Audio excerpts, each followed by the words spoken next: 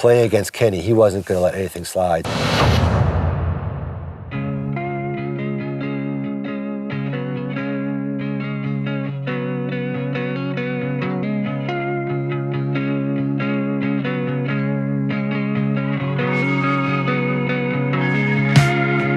Welcome back to the channel, guys. Today I have the man, Barry Schultz, multi-world champion, USDGC champions. How many USDGCs do you have?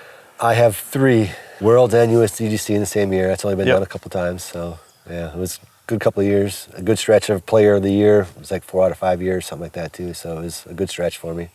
Disc golf was really taking off then too. And I have fond memories of that too, like watching you and Ken Climo and a few of the big names battling it out on DVD and stuff like that for the world titles. And I think one of my most memorable shots that I seen you throw was, and back in those days was pretty rare, they did a highlight on the 2004, I think, Worlds. Okay. Flashback for you throwing like a 1,000-foot hole almost. It's like 900, and you parked the second shot. Probably Chili Worlds, I think, maybe up there in New York. A couple of DX Eagles back-to-back shots. I had to move the crowd for the second one because they were kind of in the way on top of a mound. I had to throw my Anheuser kind of at their heads above them, so it was a cool little shot, yeah. So how did you get started in disc golf? Well, I have older brothers and sisters, and one time I was about 10 years old. My brother was watching me, and one of his friends came over and was like, "We're going to go play disc golf. Frisbee golf back then, let's go." He's like, "Well, I've got to watch Barry." He's like, "Bring him with." And we went. Before then, I'd seen it in Sheboygan, Wisconsin. The course that we had or have now, as well as Valrath Park, right on Lake Michigan, and the park has a man-made horseshoe bowl that they use for high school ceremonies, commencement ceremonies, and different kind of things. And we had been there for a high school graduation ceremony. I don't know if it was my brother or just family friend or whatever, but at the time they had the Wisconsin State overall Frisbee Championships going on. So we got to see the dogs catch discs, the MTA, the distance, the accuracy. Got to see all that happen at that park. Because we weren't throwing all that far, then it could all be contained in that small little park. Nowadays guys are throwing 600 or 700 feet. You can't really, do that anywhere. But that was my first introduction. Finally, my brother took me, and it's been hooked ever since. It was a residential area, so I got to ride my bike 1.5 miles from the course. Back in those days, parents were like, "Yeah, go take your bike, ride 1.5 miles, go to a park and stay there all day." That was no big deal back then. So that was back when the porch light told you to come home, and that kind of stuff. Exactly. So you've been doing this for that was 1980 when I started playing. And then as a teenager, I was more involved. They would have 1 or 2 tournaments a year. Every course would have 1 or 2 tournaments. We get a little hooked that way. And then our course pro, we were lucky enough to have a course pro. We didn't have many courses back then, but my course pro, Mike Pickle Miller, he passed away from an auto accident. So when I was 16 years old, so the course kind of fell apart a little bit, and nobody was selling discs or running events. And I'm like, about a year went by. I'm like, this has got to change. So me and a couple other guys decided to start selling discs, and been selling discs for the most part since about 87, 88, off and on. So I've really grown up with the sport for sure. Definitely going from Frisbee golf to disc golf. That, whenever that was introduced, just changed the game, I'm sure. The beveled edge eagle that came out, must have been like 84 or something like that, really changed the speed. Yeah. And then it seemed like every year or two they got a little sharper, a little faster, and I remember I visited a high school. I drove down with my mom to Austin, Texas to visit a college down there, and I played Bartholomew course. That's 10 minutes away from the campus, and the guy that was selling this out of the back of his trunk, which was commonplace back then. Yeah. First run Stingrays, first run AVR putt approaches. So I bought, with my travel money that I brought with, I spent it on discs. I bought 10 Stingrays and 10 AVR putt approaches. I took those Stingrays home and showed them to the guys, and we were throwing and rolling 50, 100 feet further than we were before. And it's crazy how each disc would come out, and it's like you could do more and more stuff. But disc golf is kind of a pastime and a sport all at the same time. You got to have the right tool for the job, and everybody's right tool is different. The DX Rock or the KC Rock is almost a perfect tool for me, and that may not be right for you because of your arm speed, your hand strength, your finger size, whatever the case is. I think that's why it's so great that there's 50 companies and 4,000 discs out there, because everybody should be able to find what works for them. They just have to take the time to go and try everything. Yeah. So it's one of the best piece of advice I can give to a beginner and average everyday player is throw what your friends throw. If your friend likes something, try it. Even if it's his disc in his bag, especially if you have friends that let you throw their disc, try everything you can until you find what works for you. Feel, especially when it comes to putting, I find that that's like a big deal. Like the feel of a disc and having a lot of people want to throw max speed and all that stuff. And it's like, I can't do that. I can't throw a destroyer 500 feet, you know, I've got to. And if you know that, that's okay. You're not trying to do it when you shouldn't be trying to do it, you know. And that's another piece of advice to give the average Joe is do stuff that you think you can do or know that you can do. You may not be able to do it every time you try it, but you know you can throw that shot that way.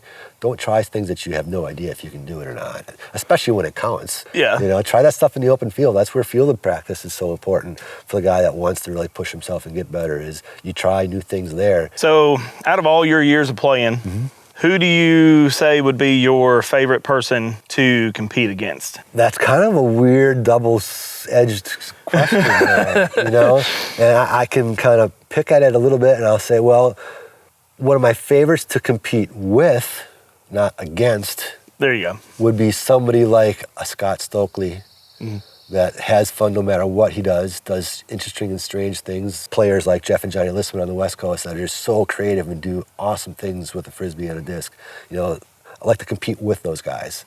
Competing against somebody where you are really grinding it out and pushing to the limits, you know, the obvious answer is Kenny. Our competitive relationship has grown, you know, throughout the years. It took me quite a few times of getting spanked by him, both his score-wise and just his mentality-wise, you know, me knocking myself out of the round, just trying to do stuff I'm not supposed to be doing, not playing my own game. You know, that's learning about yourself. And I learned a lot about myself through Kenny, pushing myself to be better. If I didn't travel like I did in those 90s and get to play with Kenny and Moser and Hammock and Larry Leonard and some of those guys that were at the top at the game, playing against Kenny, he wasn't going to let anything slide, so I really had to get every drop out of my talent and my effort that I could. Yeah, Kenny's not giving you any strokes anywhere. No, he's not. His, I think the most thing from him was probably his putt. My form, personally, I tried to model my putt after Kenny, which now is probably Paul Macbeth, similar-ish. And then I tried to model my drives after you. You had such a unique wide rail drive that was so different. And if you actually look nowadays at the newer players, their drives mimic your form a lot more, I feel think like. The average player now that begins his disc golf career throwing forehand as his dominant shot, when he makes or she makes the decision to get better at that backhand, they kind of lean on my forms more so than some of the other guys that throw very powerful backhands and stuff. I think my form can work for almost any body type and stuff like that. And it may not be the most powerful, but it's going to be accurate and consistent. Yeah. You know, when I was younger, the Frisbees needed a lot more power, a lot more angle on them to be effective, I guess you could say. I really did a lot of stomping with that lead foot, and I was hard on my body. And I could tell after long weekends and training sessions and long events that, man, my body's shot. I'm 24 years old and I'm shot. This doesn't feel right. Yeah. So I spent a lot of my early 20s, mid-20s softening my form a little bit so that I could not be so hard on my body. And then, you know, that also made me better in bad conditions, you know, muddy or wet, slippery conditions. You know, I'm a lot better, easier on my feet, a lot smoother. Yeah. You know, it helps in a lot of areas. I may have reduced my power, you know, 5%, 10%, 12%, whatever the case is, but I'm okay with that. Especially back then I was okay with that because the power didn't get you as much as you like to think back then. Well, there's something to be said for being, you know, smooth and knowing what you want out of the sport. I mean, you're wanting longevity out of the sport. Yes, you're wanting to play this. It's something for fun too, as well as career. You're wanting to play this as long as you can. So you need to treat your body. That's one of the awesome things about disc golf is it's a lifetime sport. Whether you're 6 or 66, you can play all day, every day, as long as you keep yourself in somewhat physical condition. It's a little more physical than we kind of give it credit to. Yeah. You know, because we're sometimes a pretty healthy hike in the woods besides the throwing. The throwing is a little more athletic than we give ourselves credit for. but just the walk in general in real nature, I think the benefits are so much there. I was looking through some of your tournament wins here, recent ones. You've won a few of the Masters World titles as well. I've had a pretty good career since I've turned 40. Of course, with everything that's happening nowadays in disc golf world, I'd like to be 10 or 15 years younger than I am now. Oh, yeah. But, traveling like I have, I know that I can't travel full time, so that's not really in me anymore. And now I have a family. I don't really want to travel. Even if I could, my body and mind could handle that 6 months at a time travel, I don't think I'd want to do it. So I have a hard time with more than 5 or 6 days being away from my family and my property nowadays. So traveling isn't as much as I'd like to do maybe, but I've seen a lot of this great country of ours and played a lot of great courses and great parks and met a lot of great people. So I'm very happy that I was fortunate enough to be able to do this I quit my job in 2001 and been doing nothing but disc golf since then. So that's very fortunate. And that's a tough time to be a full-time disc golfer. 2001, well, when you won, world title, 2003, I looked at the payout on PDGA, and it's like, how are these guys eating? Back then, When I quit my job, and did that knowing that I was not going to worry about my week-to-week or month-to-month winnings and earnings. I was doing it for a lifestyle, not just for a living. So whether I could, I had worked in the factory and banked all my disc golf winnings for years up to that point and stuff, and worked as much as I could when I wasn't discing. So I had a good nest egg saved up, and I was either buying a house or going on tour, and I decided to go on tour. And I'm kind of thankful I did that, because the houses that I was looking at maybe buying were not going to be worth anything nowadays. So I'm very happy with that. And like I said, I wasn't so much looking week to week and being disappointed if I didn't do so well and only won $150 instead of $400, even though $400 isn't all that much these days, But back then we were living week to week, kind of, the average person, and there wasn't 80 of us or 100 of us traveling. There was 6 or 8 or 10 of us. So we were competing with each other and against each other, but we were helping each other get from place to place and stuff as well. Growth of the sport has really just took off past 3 years, I guess. COVID really just skyrocketed. What do you think about the growth of the sport? The game has always been in a good spot. It's always had a good base. We've done a good job of getting it in schools and in small parks, saving a lot of parks that have been run down and in danger of going away. Cities having issues with parks and stuff. So the game of disc golf has always been in a good spot. That steady percent of growth of courses putting in. I don't care if it's a tournament course or a beginner course. We just need all types of courses. But what I see different over the last 3 to 5 years is the sport is gaining momentum. We're moving forward, we're moving up the hill, getting to a bigger mountaintop. And I think businesses and cities getting involved, when they can see the likes and the views, they are more apt to get involved, whether it's small term or big time. What would you say is your funniest story? In the mid-90s, a local in Sheboygan wanted to have Ken Climo come up and play a Wisconsin Tour event. I think the Wisconsin Tour was only 6 or 8 events at that time, because there just wasn't that many courses. But anyway, he paid for Kenny to come up to Wisconsin to play in the Fox Valley Open. He made a stop. We went down there, we picked him up in Milwaukee, and we drove up to Sheboygan, where he stayed at my buddy's place, who had hooked up this whole thing, and we played glow golf at my home course, Ballrough Park in Sheboygan. And we're playing, we got 2 groups of guys, maybe 10 or 12 guys total. Kenny's in the group ahead, and I'm behind. We get down to the lake hole, we play the lake hole, they go up next and play 14. It's up the hill, blind, you can't see the basket, blah, blah, blah. So we hear them putt out, all right, okay, it's our turn to throw, so I throw, smash! We hear chains, and we're like, yeah, fight out, yeah. We're all going nuts, having a good time. We kind of get up there, and Kenny's standing next to the basket, my disc is on the ground, he's like, that was me. giving me the fake chains. It was a pretty cool moment. And then another, not quite so funny, but one of the most odd moments, that same trip, we're playing at the Fox Valley Open.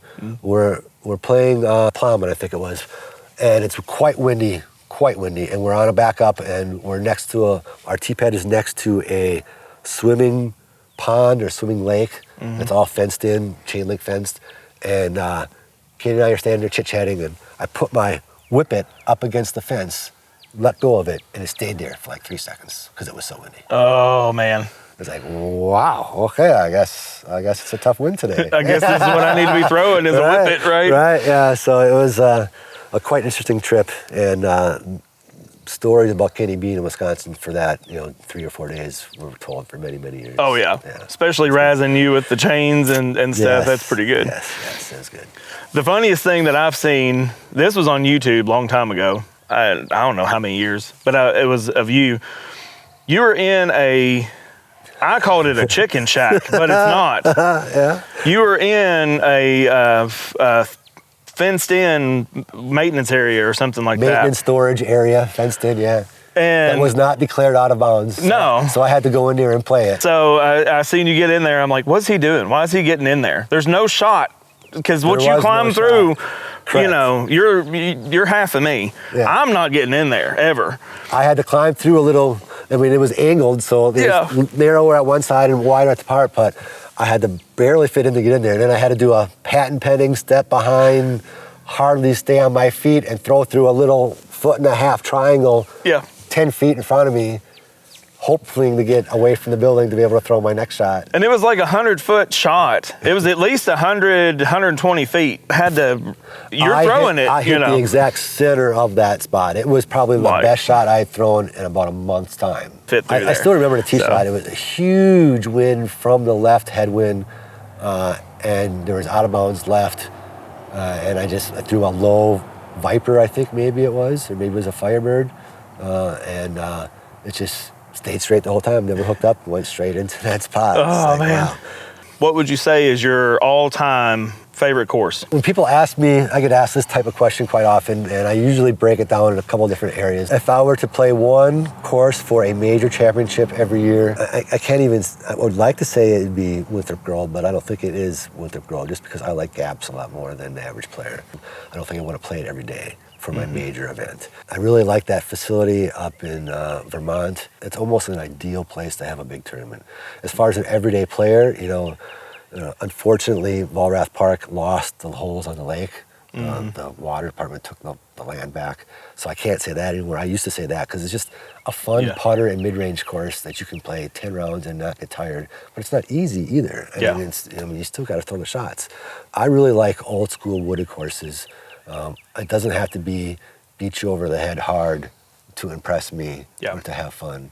I tend to lean towards a beginner course more than a tournament course just because I like having fun. Yeah. You're out there to have fun first. Yes. So I try to play stuff that I enjoy playing. With you staying active in the sport, continuing playing, continue doing what you're doing. Mm-hmm. You're talking about Kenny earlier. How do you feel about Kenny? He's not as active in the sport as he used to be. Well, I'm sad for Kenny because I know how much competition means to him, and I know how much he loves to watch a disc fly the way you want to throw it. I know that from him. But he's got a family now that he's really involved in it. He gets his competition out through ball golf, traditional golf. He plays plenty of that. I think even if he gets his body in a good spot, I don't think he will play much competitive golf because you have to travel to those spots to play competitive golf. And the sitting down is what was wrecking his body, I think, sitting in the car for too long. I'm sad that people don't get to see Kenny and talk to Kenny and absorb some of Kenny. And I'm thankful for the time I got with him. I laugh and I snicker at some of the GOAT commentary that they have going on here and stuff. I think a person like Kenny and a person like Paul are different people and different personalities, and just they go about things a little bit differently, and certain things are going to appeal to certain people and not appeal to certain people. It's such a different time frame because we're using different discs and we're playing different types of courses. You just have to look at how they are doing compared to other players in their era. I think it's going to be a good debate in 20 or 30 years because there's going to be another Paul coming through. Yeah. Whether it's some of these other young guys that are already here and have some success already.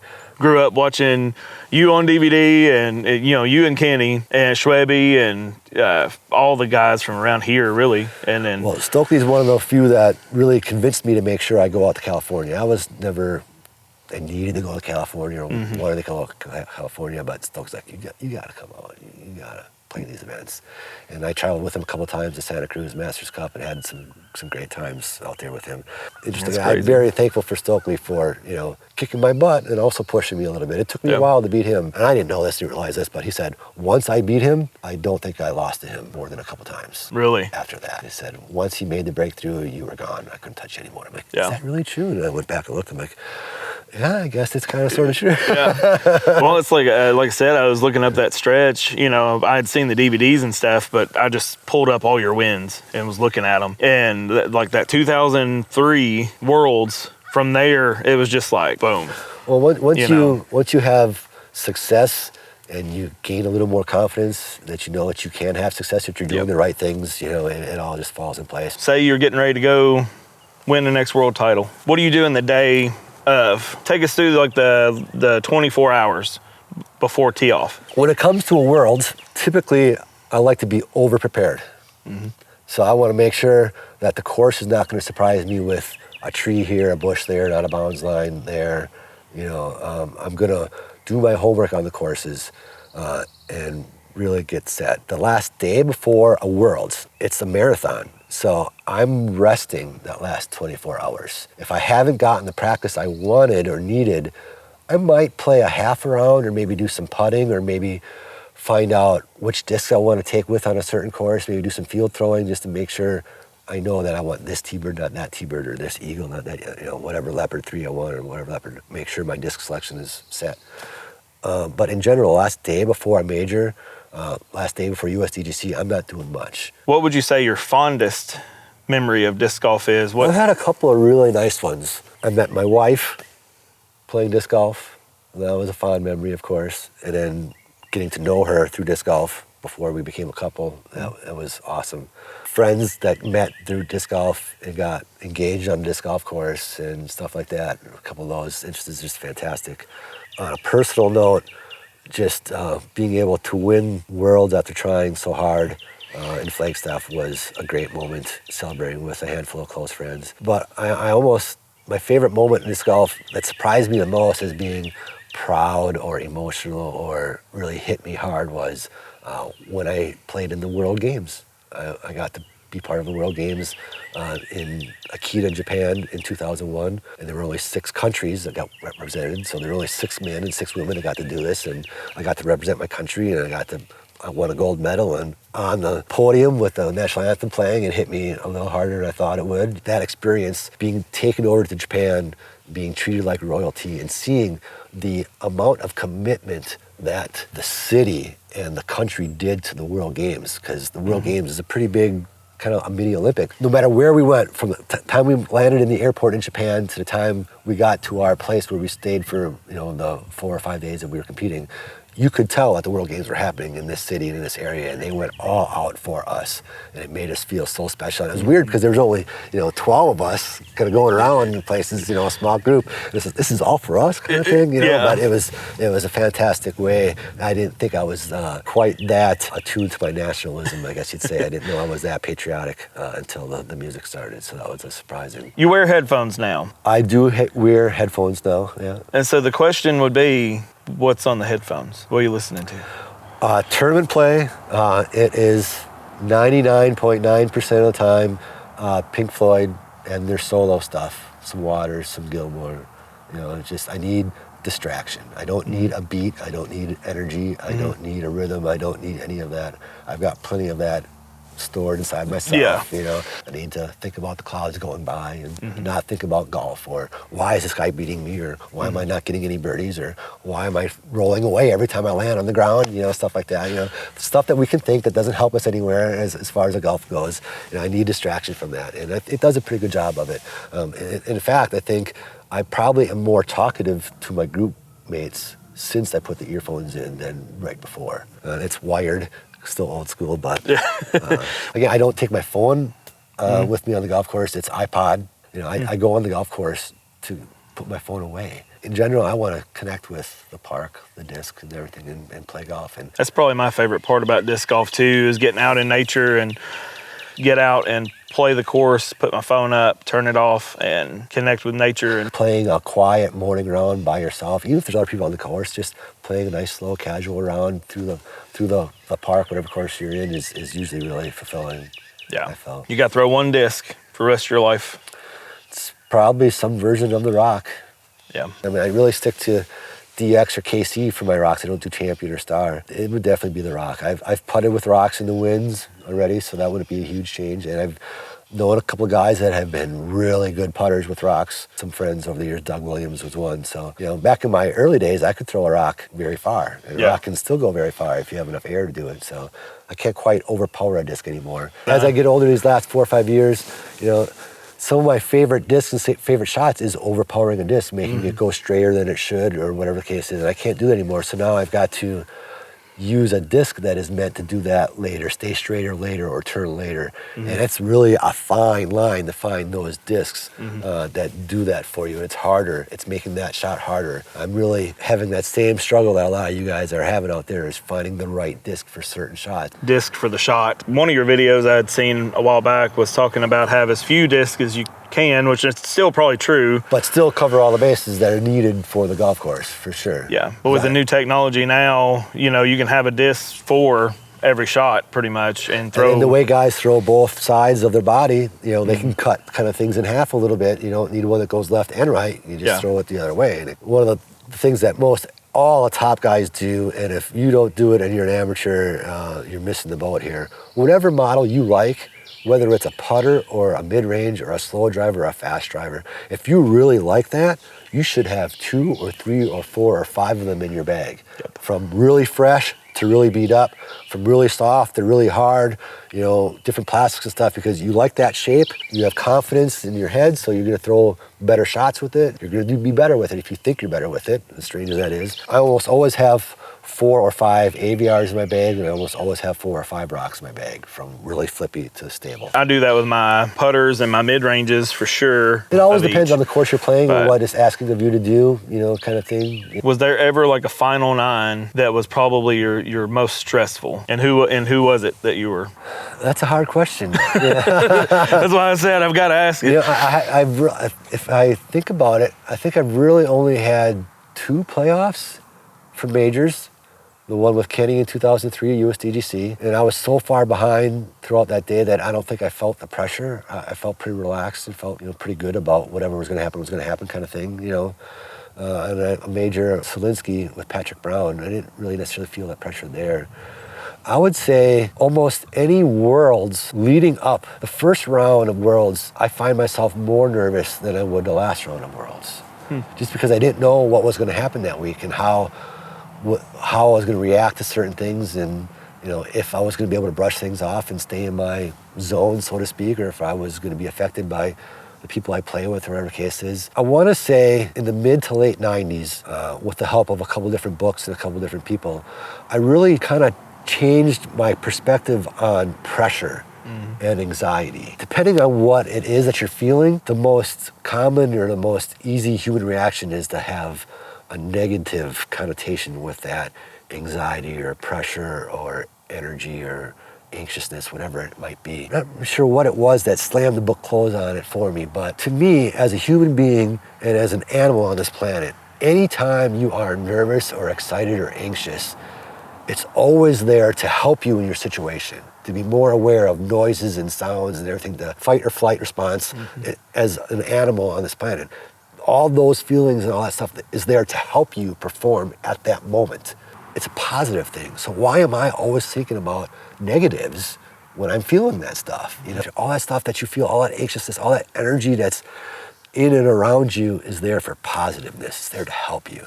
So once I made that turnaround, when I would feel that extra energy, I would always feel good about it, because that would mean that the moment and whatever I'm doing means something to me. That this is where I want to be. I want to be feeling. If I wasn't feeling this stuff, then it doesn't mean anything to me. And win or lose or good or bad, it doesn't matter. So why would I be here? I don't fear it.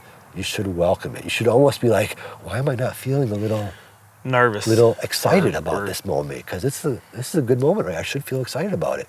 And what you said there is insanely good advice. I mean, that resonated really good with me, because I feel like I do that in tournaments. I feel that pressure, and I feel that nerves, and I let that overcome me. It's good that you feel that energy. Of all that stuff, you know, to be able to make a good decision. You know, have all that information. It's all information data, so to speak, in today's age.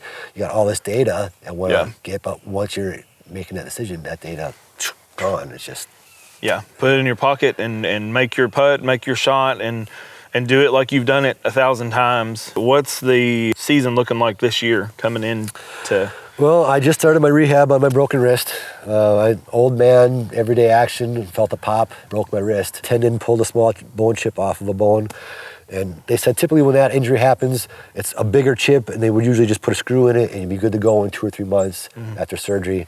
But the bone chip was so small that they didn't want to put a screw in it, so we're doing all this kind of stuff first to hopefully don't have to do surgery. I don't know if I'm going to, I signed up for the Tim Selinsky up in Oregon in May. I don't know if I'll be able to hit that. I'm really going to play it slow and make sure I get back, because I want to be able to play, 2 or 3, 5 years from now. I don't want to rush back to get an extra 2 or 3 weeks sooner. I'm gonna really take my time with this. I'm not really sure what this year is gonna entail for me as far as playing goes. I'd like to play as many as I can. During the summer months I don't play as much because I don't like the heat, humidity, being a northern boy from Wisconsin. I'm sure I'll be playing as much as I can and much as makes sense. I gotta get ready for the big events. If I can play the big events, so I'll be playing as much as I can. I've got my course in the backyard here, so I can play there. I've got 2 pretty good courses, 20 minutes in the other direction here, so I can play some good golf when I have to. Gorgeous course here.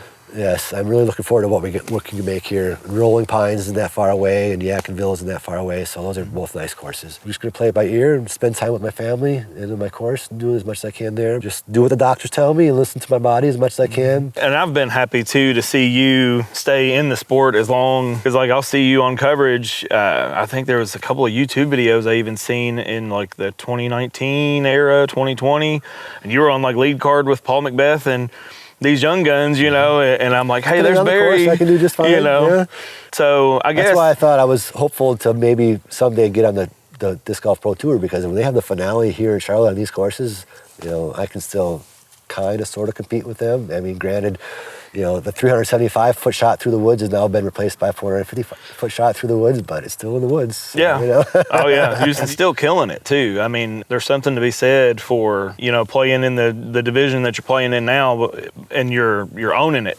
just like you did in 2003. Well, I'm very proud of the occasional event where I still play open and still do quite well, or even events that I don't play open, but my scores are comparable to the open guys. And I'm not going to sit here and say, I would have won open this weekend if I had played. I'm not going to go there and say that, but I will say that my scores are comparable to that. I'll give myself a chance when it comes down to the last half round, and that's all I ever really want when I play disc golf in an event.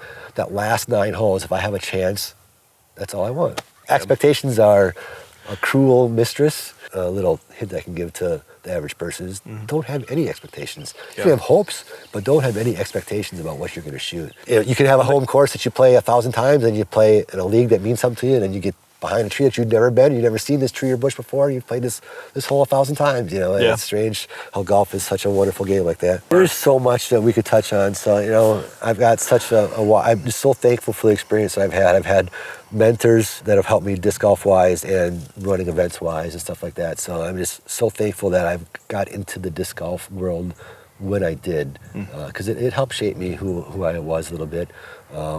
And it gave me so many opportunities to do so many awesome things. I'm really thankful that the disc golf world was there. We all have a family. We all have blood family, but you don't get to choose your blood family. When you play disc golf, you are into a family, and in that family, you get to choose your family that you want to hang out with and be associated with. And I think sometimes that family, in anybody's life, the family they choose can almost help them more so than their blood family and be a bigger part of them. And I think that's been true for me. I've really enjoyed every moment I've had with my disc golf family, ups and downs and neutrals. It's been fantastic, and I look forward to another 25 years. I've been sponsored by innova for 25 years. It doesn't feel like it's been 25 years, but. Well, Barry, I appreciate it. I appreciate you having us out to your course and your Eric, house. I appreciate you making the trip here. It wasn't just an hour down the road, now was it? No. I've been telling all my friends. I was like, we're going to North Carolina for a little bit, and gorgeous hills. It's got and everything. It's got foothills, it's got mountains, it's got flats and plains, the coast and stuff like that. So yeah, it's got everything. Actually, I just want to thank anybody that's bought or played with a leopard or a beast. You've helped me be able to do what I've been doing for the last 10, 15 years. It has not gone unnoticed. I'm just thankful for all those that have helped me over the years. Anybody that helped me stay at their place, whether it was one night or 100 nights, because I've stayed at some people's place every year for 10 years or 15 years. So, along the road and yes. swinging. Whether it's an event or just driving back and forth across the country, if I can make it to Kansas City, I can stay at Hal Baby's, If I can make it to Oklahoma, I can stay at Kevin's house, So, all that kind of stuff that goes on when you have that extended family like that, so. I appreciate you taking the time to hang out with us and do this interview. It's been a blast. We, reminiscing, talking about some of the good old days with Kenny and some of the gang and, talking about your titles. And always love talking disc golf. If you like this kind of content, click on the subscribe button and hit that bell. And click on this video over here. It's where I put my heat up against a sail and try to find out the winner, and the winner stays in my bag. So, and then this link over here will be my interview with Trevor Harbault. It actually got pretty good reviews. DGA even shared it to their Facebook page, so I'm pretty proud of it. Thanks, guys.